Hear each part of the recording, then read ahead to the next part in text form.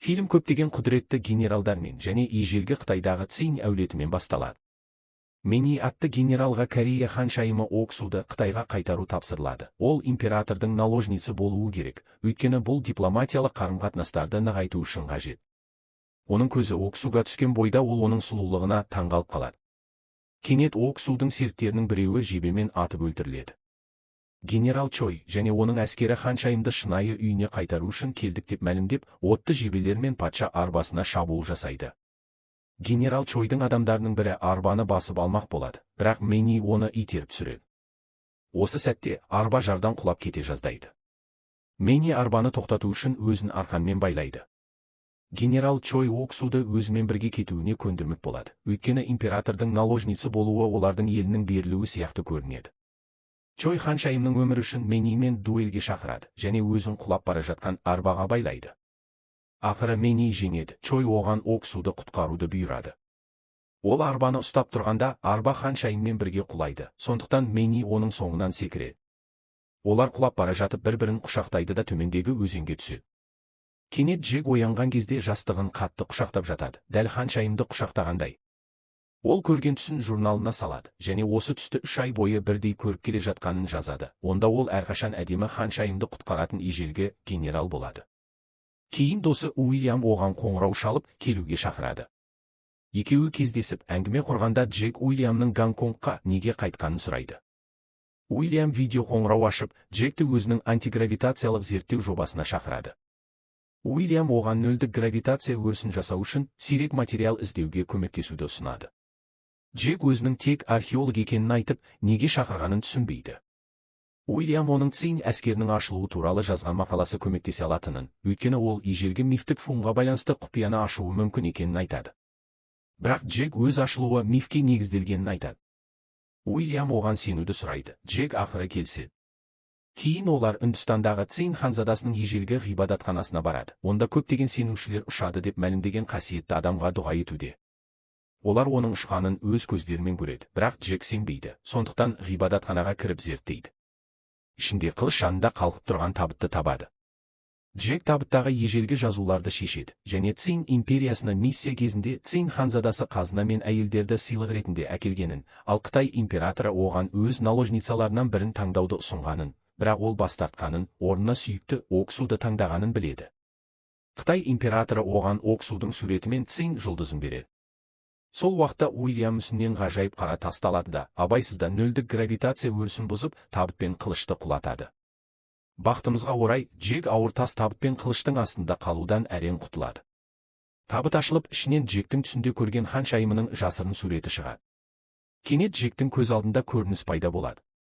Суретші ханшайымның портретін салуда қиналады, өйткені ол күлмейді. Күтуші қызметші оның сарайға келгелі күлмегенін айтады. Оксу Мениді көргенде жарқын күледі. Көрініс Уильямның үзілісімен тоқтайды, күзетшілер келіп қалады. Күзетшілер оларды бөгде кірген үшін шабуылдайды, бірақ Джек өзін және Уильямды шеберлікпен құтқарады. Джек бір күзетшіні нокаутқа жібереді, екіншісін қақпанға түсіреді. Уильям күзетшіні соққымен иесінен тандырып, қылышты өзімен бірге алады, қорғану үшін қарызға алдым дейді. Құлаған қасиетті адам оларға саусағымен нұсқайды, сенушілер қуа жөнеледі. Олар жарға қарай қашады, онда Уильямның тікұшағы күтіп тұр. Уильям тікұшаққа мініп үлгереді, бірақ тастар лақтырылып, тікұшаққа жақындау қауіпті болады, сондықтан Джекті жалғыз қалдырып кетеді. Джек қылышпен бірге жардан секіреді де өзенге түседі. Ол судан Мени генералының сауыт сайманымен шығады да ханшайымды іздейді. Оны ес-түссіз қалқып жүрген күйде табады, жағаға алып шығып, жараларын емдейді.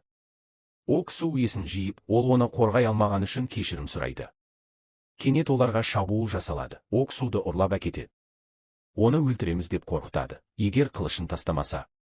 Оксу оған қылышын тастамауды бұйырады, өйткені өмір сүруін қалайды. Ол қылышын төмендеткенде, сарбаз оны пышақтап үлгереді. Мени қылышпен 2 сарбазды өлтіреді, бірақ ауыр жараланып, есінен танып қалады. Оксу оның жараларын емдейді. Ал Джек есінен танып, ағыспен ағып кетеді, Саманта оны құтқарады. Оның пілі лакмен көмектесіп денесін жағаға шығарады. Джек есін жиған соң Саманта оны ағасының каляри өнері шеберіне апарады. Джек кешірім сұрап қылышты қайтарады, бірақ ол өзінікі емес екенін, тек жауап іздеп келгенін айтады.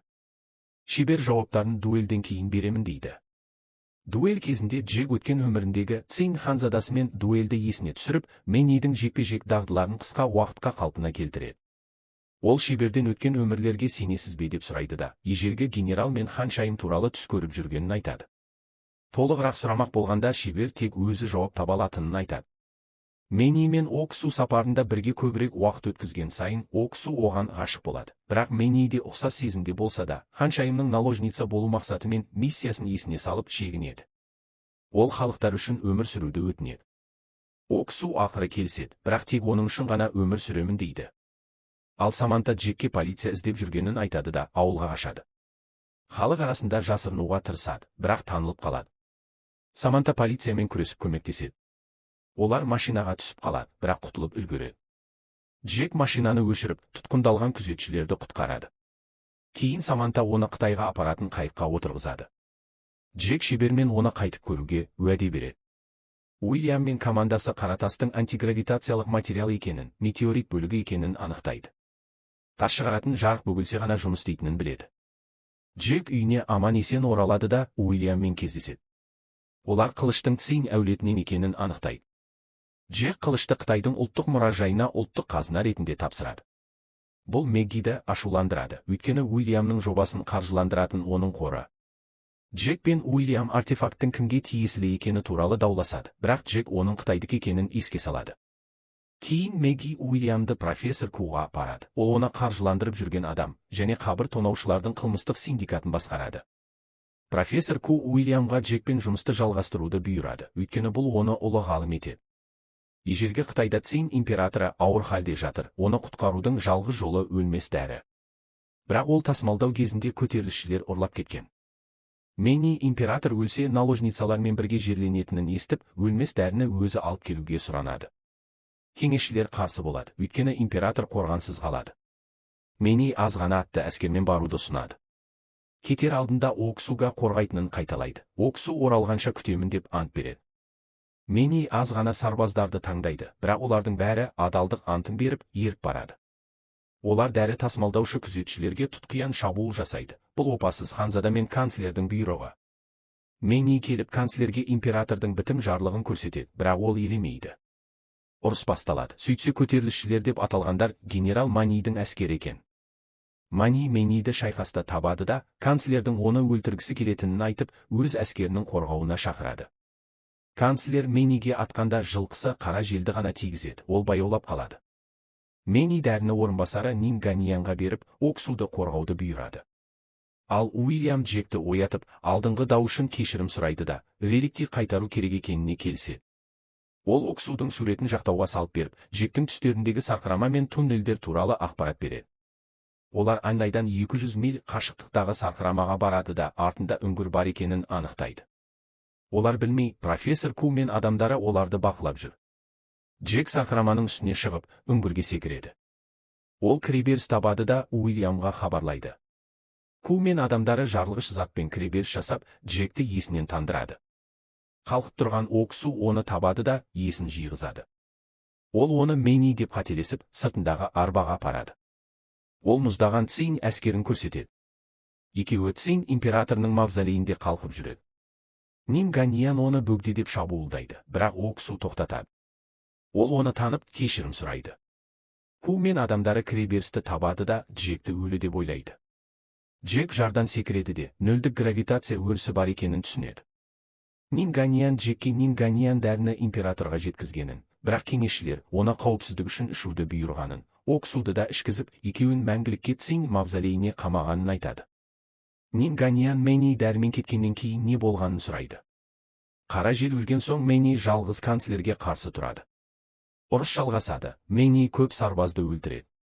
Канцлер әлсіреген Мэнидің басын шауып өлтіреді.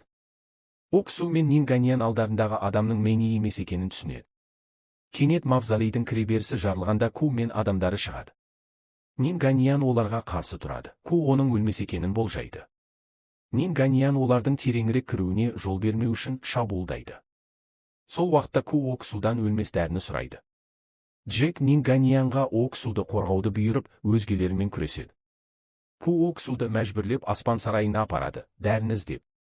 Джек оларды тоқтатып Кумен күреседі. Ұрыс кезінде Уильям метеориттің бір бөлігін алып, өріс тепе теңдігін бұзып, қабірдің құлауын бастайды да Джекті шақырады. Джек оған көмектесуге тырысады. Оксу онымен бірге барады. Уильям сынапқа батып бара жатып, қабір тонаушы емес екенін айтып, зерттеуін аяқтауды өтінеді, үнді ғибадатханасынан алған қара тасты береді. Оксу ақыры оның Мэнни емес екенін түсініп, шынайы Мэнни әлі тірі деп, мәңгі күтемін дейді. Джек қара тасты пайдаланып құлап жатқан қабірден қалқып шығады. Ку дәріге жақындағанда Нинганиан оған жабысып, екеуі бірге құриды. Джек сарқыраманың астынан аман-есен шығады, бірақ шаршап, жалғыз қалады. Фильм Джектің қайғында аяқталады. Ол өзінің шытырман оқиғалары туралы жазған Миф атты кітабының басылған данасымен отыр. Кітапты досы Уильямға арнайды. Көргеніңіз үшін рахмет. Осы сияқты видеолар үшін каналға жазылыңыз, каналға көмектесесіз.